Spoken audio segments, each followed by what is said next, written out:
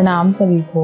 हम लोग पढ़ रहे हैं वाङ्मय नंबर 63, हमारी भावी पीढ़ी और उसका नवनिर्माण, डे 6। आज का टॉपिक है शिशु का निर्माण गर्भावस्था से। बच्चे के गर्भ में आ जाने के साथ ही माता को उसके विकास के प्रति सतर्क हो जाना चाहिए, क्योंकि बालक के सम्यक विकास में जिन सूक्ष्म संस्कारों का महत्वपूर्ण स्थान है, उनका समावेश इसी समय से होने लगता है। इस समय वह जो कुछ भी खाती पीती है, सोचती विचारती है, उसका सूक्ष्म प्रभाव बच्चे पे पड़ता है। इसलिए माता को इस समय ऐसा कुछ आहार विहार नहीं रखना चाहिए जिसका कुप्रभाव बच्चे पे पड़े और उसका विकास अवरुद्ध हो जाए। बालक के समग्र विकास के लिए गर्भवती माता को अपने गुरुतर उत्तरदायित्व को समझकर वैसी ही तैयारी और सतर्कता बरतने का प्रयास करना चाहिए, ताकि बालक का शारीरिक एवं भावनात्मक विकास समुचित रीति से संभव हो सके। भाइयों और बहनों, अभी तक हमने जो इस टॉपिक से संबंधित और जैसा कि ये वाङ्मय है, इससे रिलेटेड जो भी स्वाध्याय किया, उसमें यही क्लियर हुआ है कि माता का बच्चे के नवनिर्माण में बहुत ही महत्वपूर्ण भूमिका होती है। माता जैसा चाहती है वैसे वो बच्चे को नवनिर्माण, उसका निर्माण कर सकती है। अपने गर्भ में ही चाहे तो उसको संस्कारित कर सकती है। अपने घर के परिवार के विपरीत परिस्थितियों को खुद पे हावी नहीं होने देकर, उनकी उपेक्षा कर कर वो बच्चे को, अपने गर्भ में बच्चे को अच्छे से विकास भी कर सकती है। यानी कि वो हट ना हो, वो चीज़ों को, विपरीत परिस्थितियों को अपनी मजबूत मना स्थिति से उसका सामना करे। और माता चाहे तो अगर उसकी जिज्ञासा हो, उसकी दृढ़ इच्छा हो, तो जैसा चाहे वैसा वो संतान को उत्पन्न कर सकते। तो जब बातों का, विचारों का सूक्ष्म प्रभाव पड़ सकता है, तो हमारे खान पान के भी बच्चे पर प्रभाव पड़ते हैं, जैसा कि इसमें बताया जाता है। तो बच्चे को चूँकि माँ 9 महीने अपने कोख में रखती है, तो बच्चे के निर्माण में शारीरिक, मानसिक और भावनात्मक विकास में माता की भूमिका अहम होती है।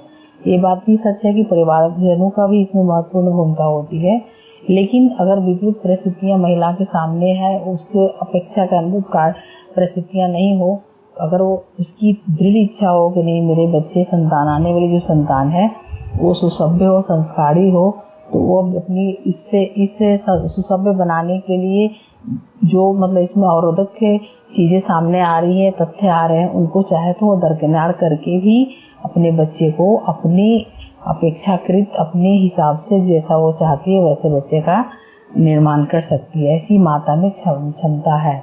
ऐसा कि क्योंकि वो एक जननी होती है, तो उसमें वो भगवान ने उसको प्राकृतिक ढंग से उसे शक्ति दी है कि वो जैसा चाहे वो बच्चे का निर्माण कर सकती है। ऐसे इसके लिए माता का उस तरह की मनोभूमि होनी चाहिए, उसकी विचार शक्ति होनी चाहिए, वैसे उसकी आत्मशक्ति होनी चाहिए, वैसे उसकी प्रबल इच्छा शक्ति होनी चाहिए। उसकी कथनी और करनी में अंतर नहीं होना चाहिए। यानी कि जैसा सोचती है वैसा वो अपना कृत्य करते चली जाती है। तो चाहे तो जिस रूप में चाहे वो अपने बच्चे को ढाल सकती है, उसका निर्माण कर सकती है। गर्भस्थ शिशु को गर्भ से ही, जैसा कि हमने मदालसा के बारे में पढ़ा, अभिमन्यु के बारे में पढ़ा, इन लोगों को ना गर्भ में ही संस्कारित कैसे किया गया और कैसे इनका स्किल्स को डेवलप किया गया, जैसा माँ चाहती थी वैसा उसने किया। तो वही यहाँ बताया जा रहा है कि माँ चाहे तो गर्भस्थ शिशु को गर्भ से ही उसको निर्माण कर सकती है। गर्भस्थ शिशु का पोषण माँ के द्वारा खाए पिए गए पदार्थों के द्वारा ही होता है। माता के रस रक्त से ही शिशु का शरीर विनिर्मित होता है। इस दृष्टि से माता को अपने आहार विहार का स्तर ऐसा रखना चाहिए जो उसके लिए तो स्वास्थ्यवर्धक हो ही, साथ ही बच्चे के लिए भी लाभदायक सिद्ध हो सके। शास्त्रकारों ने इस तथ्य की ओर भावी माताओं का ध्यान आकर्षित किया गया है। उनका कथन है, अब आगे देखते हैं कि उनका क्या कथन है शास्त्रकारों का। तदाहार विहारस भवेत शुद्धोति सात्विक शोक संतापहर हिता ईर्ष्या द्वेषा विसर्जिता। यानी कि माता का आहार विहार शुद्ध हो, सात्विक हो, मन उल्लास युक्त तथा ईर्ष्या द्वेष से रहित रहे। यानी कि जब माँ गर्भवती हो, तो गर्भ काल में यदि माता का आहार विहार शुद्ध हो, सात्विक हो, मन उल्लास युक्त हो, ईर्ष्या द्वेष से रहित हो, अगर माता पहले से का छोड़ के, अगर वो भूतकाल का छोड़ कर वर्तमान काल को भी अगर वो सुसज्जित रखती है, श्रेष्ठ संतान का जन्म देने की दृढ़ इच्छा रख ले, तो चाहे तो ऐसा वो कर सकती है। बालक के पूर्ण विकास के लिए माता को पौष्टिक एवं उपयोगी आहार उपलब्ध होना चाहिए। ताजे फल, हरी शाक सब्जियाँ, दूध, छाछ, अधिक दैनिक भोजन में सम्मिलित रहना चाहिए। आहार जन पोषण के अभाव में गर्भस्थ दूध पीते बच्चे को पौष्टिकता नहीं मिल पाती जो उनके लिए आवश्यक होती है। इस अभाव के कारण प्रायः वे रोगी दुर्बल ही बने रहते हैं। भारत में लगभग 20 लाख बच्चे जन्मते ही मां की गोद सुनी कर जाते हैं। जो बचते हैं उनमें से अधिकांश पौष्टिकता की कमी एवं माताओं की शिशु पालन की अनभिज्ञता आदि के कारण शक्तिहीन एवं रोगी बने रहते हैं। यहाँ पर मतलब गुरुदेव बता रहे हैं कि बच्चे के निर्माण से गर्भ में तो है ही, अगर गर्भ काल में माँ अगर पौष्टिक आहार ले, उपयोगी चीज़ों को खाएं, vitamin A, vitamin B, calcium बढ़ाने वाली चीज़ों को, ऐसे पदार्थों को ले, पौष्टिक आहारों को ले, तो गर्भस्थ शिशु को उनकी जो अंदर ही डेवलप होती है, उनके सारे अंग जो होते हैं उस सब अंगों को उन सब कैल्शियम और विटामिन मिल जाते हैं जो उस बच्चे की ज़रूरत होती है और बच्चा जो है पुष्ट पुष्ट जन्म लेता है। वैसे तो काम चलाओ पौष्टिक तत्व द्विदल अनाजों, शाकों और मौसमी फलों से प्राप्त हो जाता है, फिर भी इतनी पौष्टिकता पर्याप्त नहीं होती। गर्भवती माता को पर्याप्त मात्रा में प्रोटीन, खनिज लवण एवं विटामिन बी आवश्यक होते हैं। दूध में वे समस्त तत्व विद्यमान रहते हैं जिनकी आवश्यकता माता को रहती है। दूध का प्रोटीन शीघ्र पचने वाला होता है, साथ ही उसमें वे खनिज लवण, विटामिन, कैल्शियम और फास्फोरस आदि तत्व भी होते हैं जिनका गर्भस्थ शिशु के दांतों और हड्डियों के बनने में पर्याप्त सहयोग होता है। भाई और बहनों, जो अक्सर हम लोग देखते हैं कि कुछ बच्चे ऐसे जन्म के साथ ही कुछ न कुछ उनमें ऐसी लैकनेस होती है, उनमें कमियां होती है। तो या तो यहाँ पर जेनेटिक कम, माता से ज़्यादा इसका प्रभाव पड़ता है। तो बच्चे कुछ बच्चे ऐसे होते हैं जो एकदम जन्म लेते ही, कुछ क्या अधिकांश बच्चे ही जन्म लेते ही स्वस्थ होते हैं। तो कहने कि माता के आहार विहार का इस पर प्रभाव पड़ा होता है।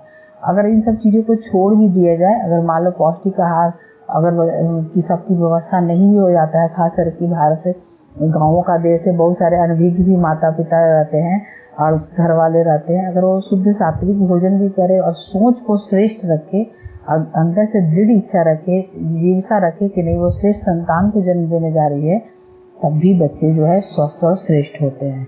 कि माँ की आंतरिक शक्ति पर भी बहुत कुछ निर्भर करता है। इसलिए गुरुदेव ने यहाँ बोला बच्चे के जन्म देने वाली माँ को भी प्रज्ञावान होना चाहिए, उसको पता होना चाहिए कि वो जो उसके मतलब गर्भ में पल रहे बच्चे सिर्फ मांसपिंड के नहीं है, बल्कि उसके अंदर भी एक ऐसे ईश्वर के धरोहर हैं, परमात्मा के ऐसे जीव हैं जिनको वो गढ़ने जा रही है। उसके ऊपर एक जिम्मेदारी प्राकृतिक रूप से दे दी है, तो इस जिम्मेदारी को वो हर तरह से समझे। यहाँ पर फिर आगे बताया जा रहा है कि जिनकी आवश्यकता माताओं को रहती है, दूध का प्रोटीन शीघ्र पचने वाला होता है, साथ में उनमें खनिज लवण वगैरह भी होते हैं और बच्चों की हड्डियां इससे मजबूत होती है। और देखा जाए तो बच्चों के लिए रोग निरोधक क्षमता के रूप में आवश्यक विटामिन ए भी दूध द्वारा प्रचुर मात्रा में उपलब्ध होता है। इन सब दृष्टियों से माता को यथासंभव दूध का सेवन करना चाहिए।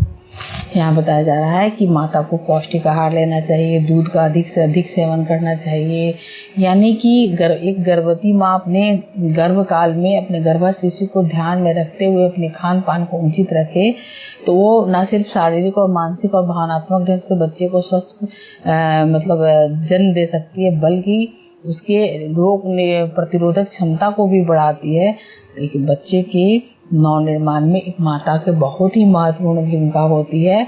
तो हमारी भावी पीढ़ी और उसका नवनिर्माण का देखा जाए तो आज की जो बालिकाएं हैं, जो कल हो के माँ बनने वाली हैं, या फिर अभी वर्तमान में जो गर्भवती हैं, या हम सब भी जो मतलब इस दौर से गुजर चुके हैं, तो हम लोग इसको समझें, लोगों को समझाएं और बताएं कि देश को बस जनसंख्या विस्फोट के आधार पर नहीं कुछ करना, बल्कि देश को एक हमें सुसभ्य और संस्कारी नागरिक के साथ साथ एक स्वस्थ नागरिक भी देना है। यानी हमारी भावी पीढ़ी के नवनिर्माण एक स्वस्थ नागरिक के रूप में हो। स्वस्थ मतलब यानी कि मानसिक रूप से स्वस्थ, भावनात्मक रूप से स्वस्थ और शारीरिक रूप से स्वस्थ, क्योंकि सब स्वास्थ्य के आधार पे ही सारी चीज़ों को आगे कर हम डेवलप करते हैं। तो स्वास्थ्य को ही धन माना गया है, हेल्थ इज वेल्थ कहा भी जाता है।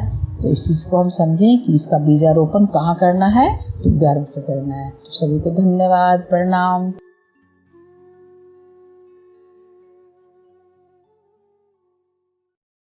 हमारे YouTube चैनल को सब्सक्राइब करें और बेल आइकन को दबाकर ऑल पर क्लिक करें ताकि आने वाले सभी वीडियोस की नोटिफिकेशन आपको मिलती रहे।